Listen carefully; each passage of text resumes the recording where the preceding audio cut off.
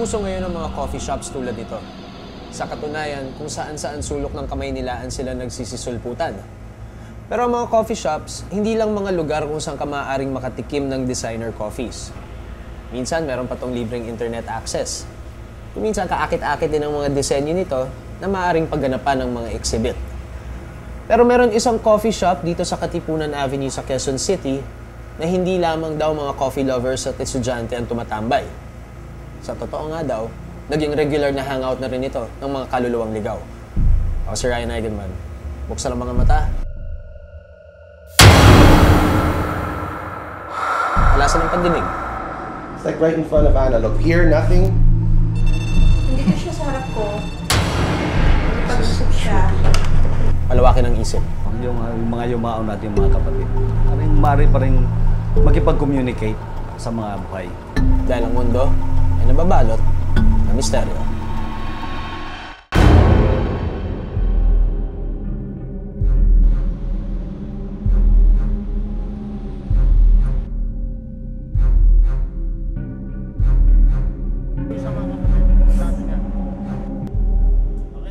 Agosto ng nakaraang taon nang magbukas ang Schizo Art Cafe sa Katipunan Avenue. Pagmamay-ari ito ng negosyanteng si Tanya Felix. Dalawang friends na nag-meet ulit, tapos nag-ano ng idea na, okay, mag-cafe tayo. Sige, sige. Ganun lang, parang biglaang magtayo lang ng cafe. Kasi sayang yung place, wala nang ginagawa dito eh. Wala nang nakatira. So sabi ko, baka pwedeng ma-utilize para magawang business. Hindi lang daw coffee lovers ang mag-i-enjoy rito, maging yung mahihilig din sa sining.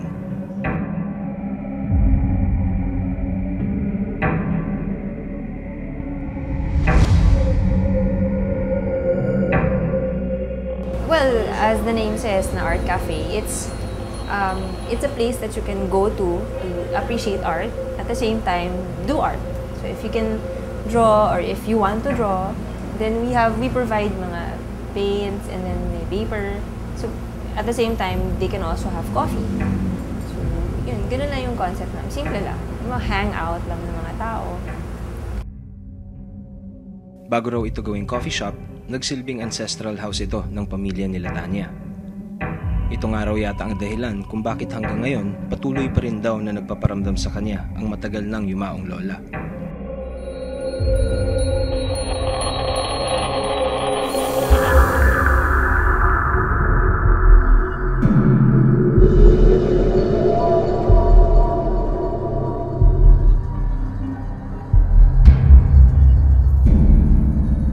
Shadow lang siya or black image na babae. Hindi ko kasi talaga siya makita eh. So, sense lang talaga. Yung image na may gumaganon, pero pagtingin mo, wala naman. Yung feeling lang na it's feminine. Women's intuition. I'm pretty sure it's my lola kasi hindi ko siya nakikita, pero yung feeling, yung sense of family. Yung sense of family. Kasi she never really tried to scare me or whatever. Just nagpaparamdam lang talaga.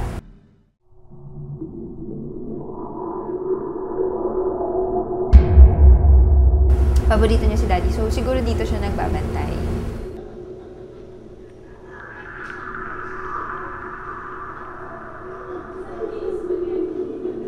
Hindi naman daw nananakit ang di umano'y kaluluwa ng lola ni Tanya. Pero malimit daw itong nagpaparamdam sa mga baguhang empleyado ng coffee shop.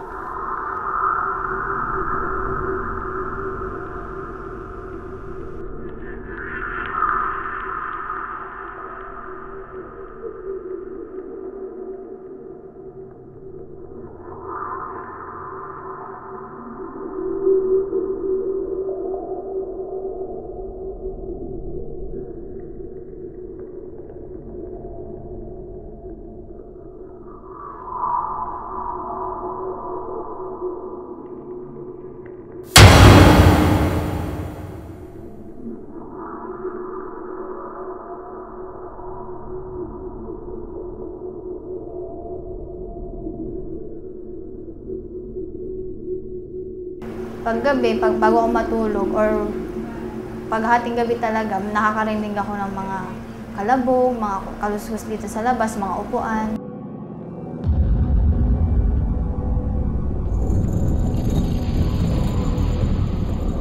Andun ako sa may tabi ng pinto dyan sa labas. Saktong pagpasok ko. Pag sarado ko ng pinto, ilalak ko siya. May parang dito mismo, parang ginulo siya na magkasalubong sila na hinila. Tapos pinaghihiwalay sila ba? Tapos tignan ko, wala namang tao, wala namang nakapasok.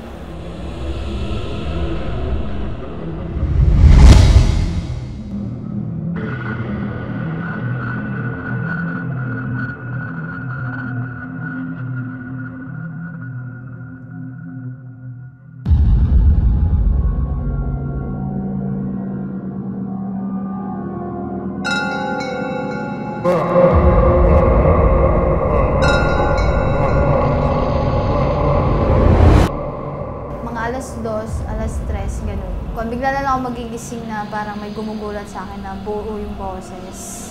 Talagang boses siya na parang matangkad na tao yung sumisigaw, parang ganun. Yung parang ganun, parang buo lang siya. Tapos magigising na lang ako, tapos yung feeling ko na parang kinakabahan.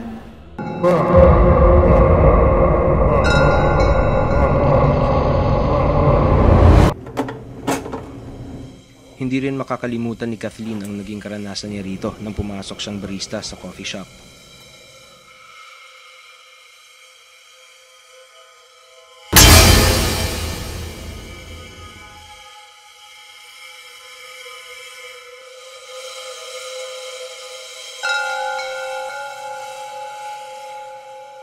Una talaga, pagpasok ko wala muna. Tapos, normal lang. Tapos, mga October na yun, October last year. Bali, may naririnig na ako dito. May nag-step, tapos may umuupo, may humahawak ng gamit. Pag may dadaan lang dito, tsaka siya gaganyan.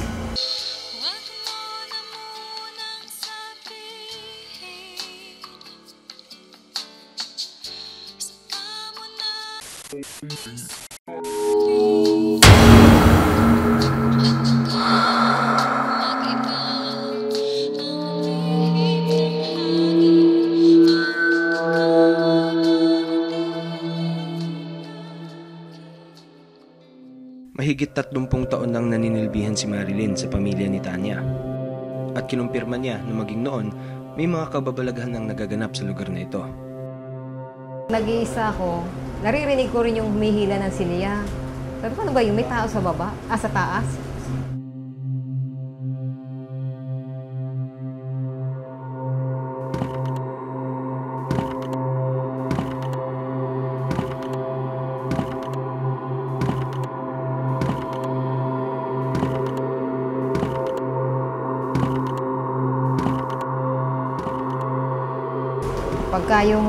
Pag nag-iisa ka, pagka-araw ng linggo, mararamdaman nyo mong may bumababa. Pero wala naman kung titingnan mo. Siguro gusto niyang tumao sa bahay na ito. Gusto niyang bantayan yung bahay na ito. Mahal siguro niya yung bahay na ito. Kaya ayaw niyang umalis.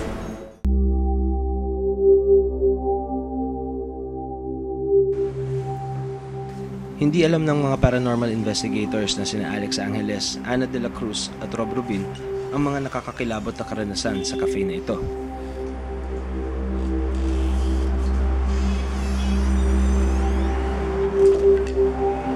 Wala rin kasiguraduhan kung magpaparamdam ang di umano yung mga espiritong ito sa kanila.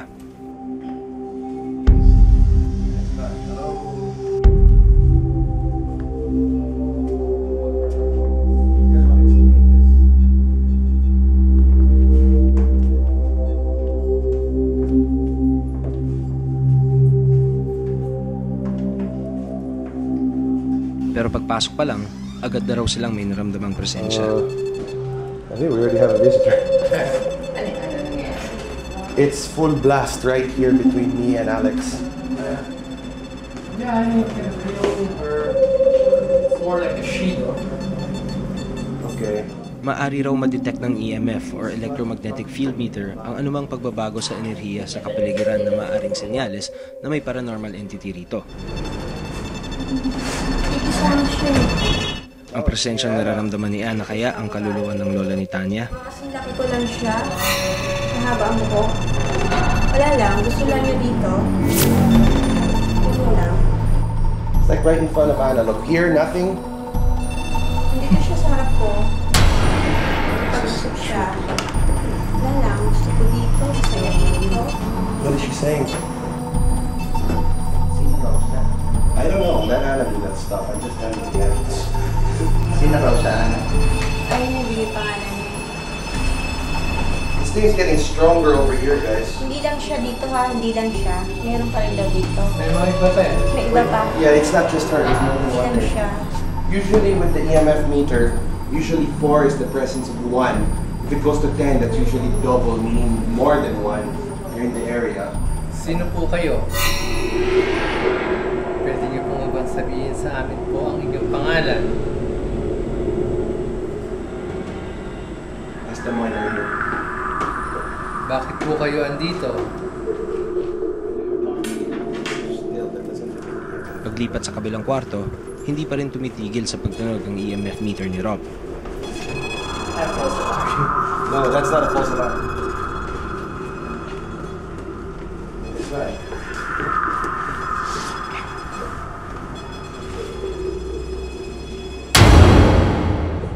Paparam na. Parang natin. Mainit, malamig. Pero mas Over here, malakas man. ang mainit. Malakas ang dito, oh. Malakas. Dito, ang init dito Oo. sa likod ko. Oh. Parang iba dito. Parang hindi ka makahinga. Parang may nakahawak sa likod mo. Parang hindi ka pwedeng gumalaw. Init. Sobra. Okay, something's trippy on the thermometer. Agree or disagree? This is a cold room. Yeah. Okay, now the funny thing, lights here. Temperature here is at 92 degrees. And it's supposed to be a cold room. Pwede pong malaman ang mga pangalan niyo po. Ano po ang mensaheng gusto niyo paabot sa mga tao rito?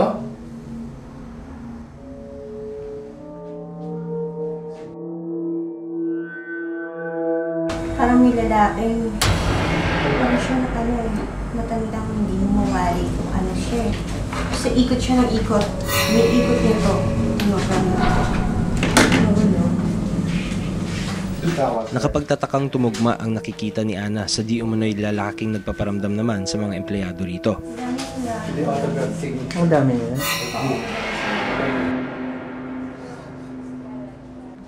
Pinahintulutan din kami ng may-ari ng coffee shop na pasukin ang kwarto ng mga stay-in na empleyado. It's pretty steep in here too. We're getting a lot of company.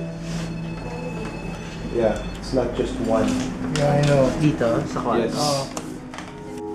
This place is an entire hotspot. This thing won't die.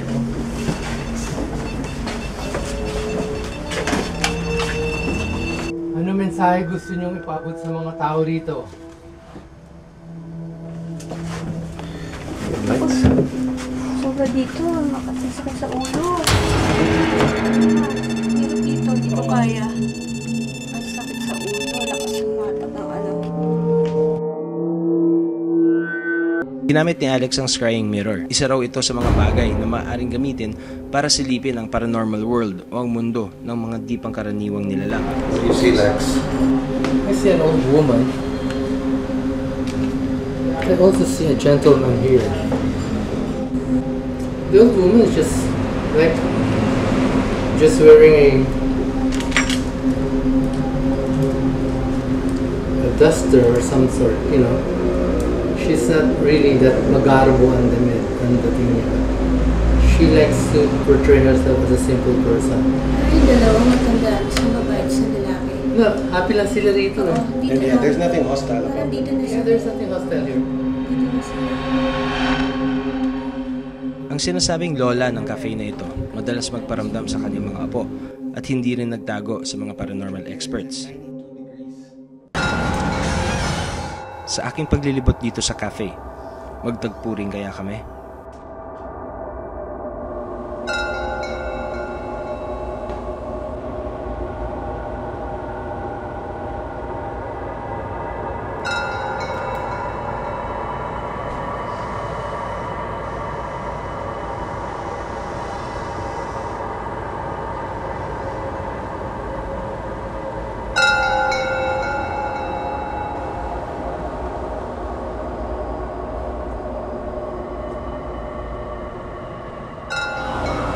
So I'm just gonna walk around in the rooms and then I'm gonna stay for a few minutes. Tapos tingnan natin kung ano yung vibe na makukuha natin dito. Wala pa akong kakaibang nararamdaman dito sa cafe. Maaliwalas naman ang lugar, kaya wala akong dapat ikatakot.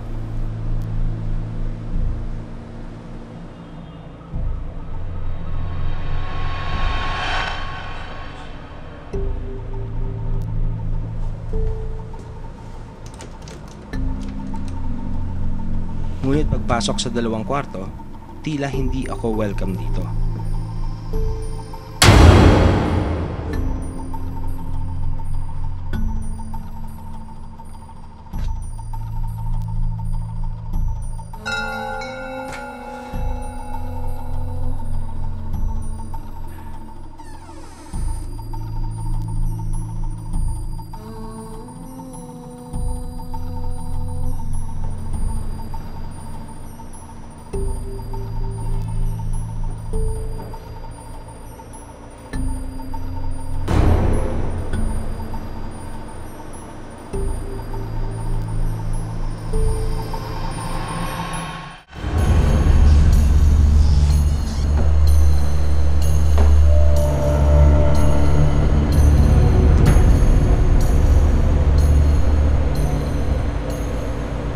Protective yung nandito. Kung tama nga yung sinasabi nila Miss Tanya na lola nila yung nandito, she is very protective of the place. Kasi nga ito yung dati nilang tirahan, ito yung dati nilang bahay. Now that it's converted into a business, coffee shop na siya, nung pagkaakyat ko ng hagdanan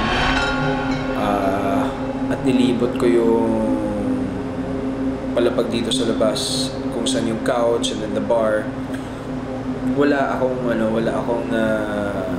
ramdaman doon. Pero as soon as pumasok ako dun sa isang door, kung may kortina, kung saan yung isang bedroom, yung 2 bedroom, tsaka yung 2 stock room, doon ako nakaramdam ng something. Pero, hindi threatening. It was more of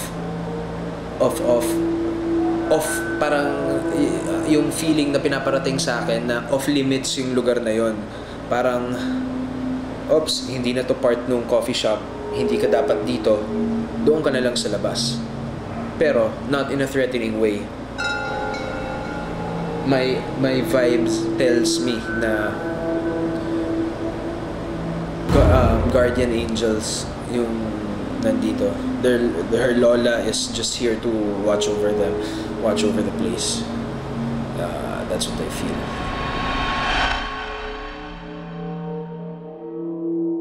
Yung mga yumao natin mga kapatid, maaari pa rin makipag-communicate sa mga buhay. At yun, kaya nga sila nagpaparamdam, most probably kailangan nila ng dasal.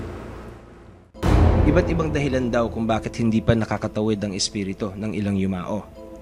Walang katahimikan. Para magkaroon sila ng katahimikan, kailangan natin silang ipagdasal. Maring hindi pa nila tanggap na patay na sila, o maaring nung mamatay sila ay mayroong mabigat na kasalanan ang dala-dala nila. So, kailangan nating ipagdasal yan. Maaari rin natin silang tulungan, lalo na kung naging malapit sila sa atin. So, sa pamamagitan ng pagdadasal na yon ay umaasa tayo na ang Diyos ay maawa at patawarin sila. At yung pagpapatawad ng Diyos ay yan yung magbibigay sa kanila ng kapayapaan. Sinasabing ang ilang mga kaluluwa ng yumao ay narito pa rin sa paligid natin hanggat meron silang unfinished business. Maaari rin na gusto lang nilang bantayan ang kanilang mga mahal sa buhay, o kaya'y napamahal sila sa lugar kung saan sila namalagi ng mahabang panahon. Marahil hindi na mahalaga kung ano man ang dahilan kung bakit nandito pa sila. Ang mas importante ngayon, kung ano man ang kailangan nila, kaya naman nating ibigay. The Lord be with you. May Almighty God bless you, the Father, the Son, and the Holy Spirit. Amen.